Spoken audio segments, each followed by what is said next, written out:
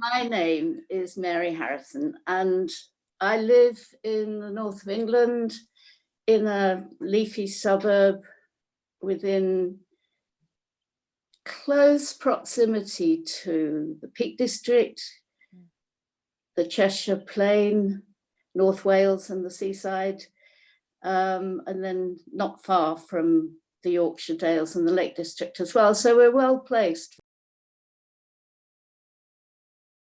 Yes, now that's interesting because, yes, I've used so many sources for my work, but mostly they are from living things, dead things sometimes.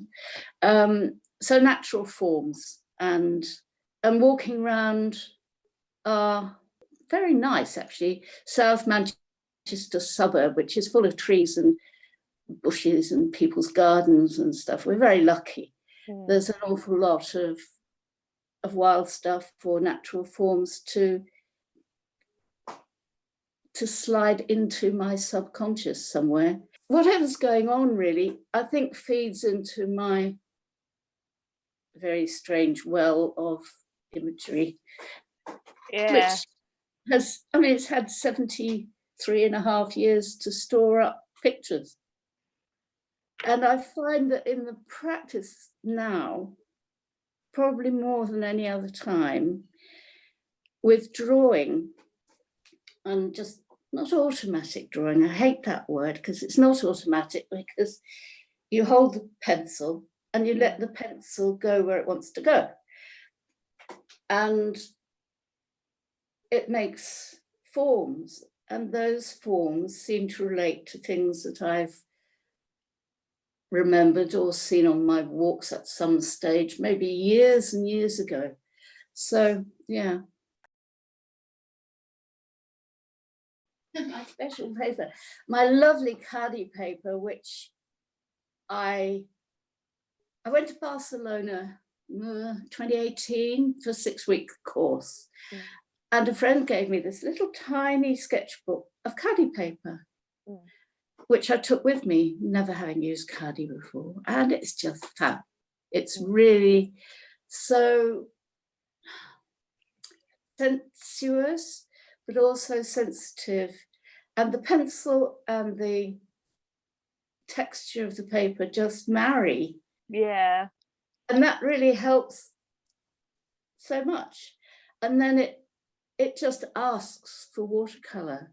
And I always used to love, when I was a child, Persian miniatures and Indian miniatures and painted manuscripts and things like that. And I feel like it's a bit like a scribe when I'm doing my stuff.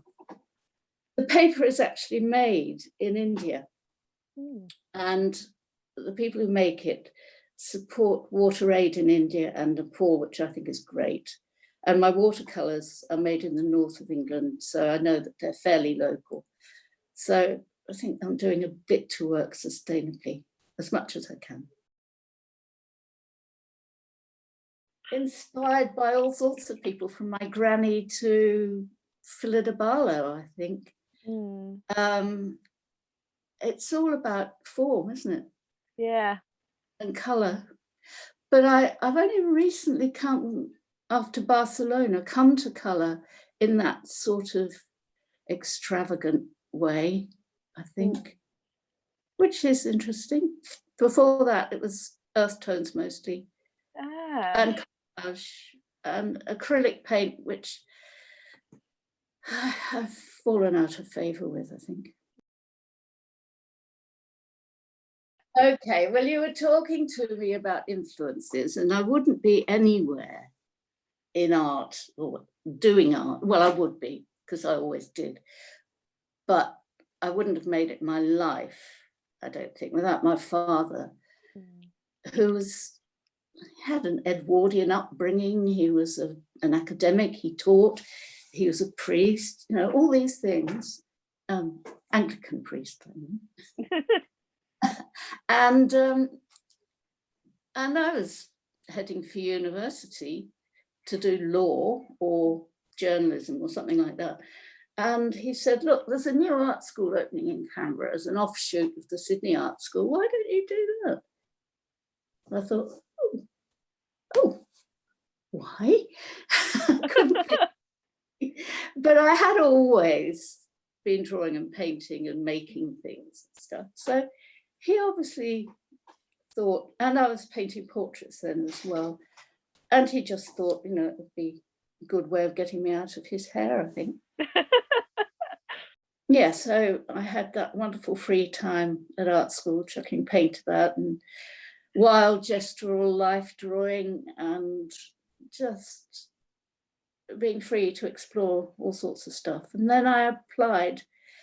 Leaving art school, I felt conscience stricken that I needed to do something to pay back to society. So I went back to England from Australia to Manchester, which was a shock to the system at the time anyway.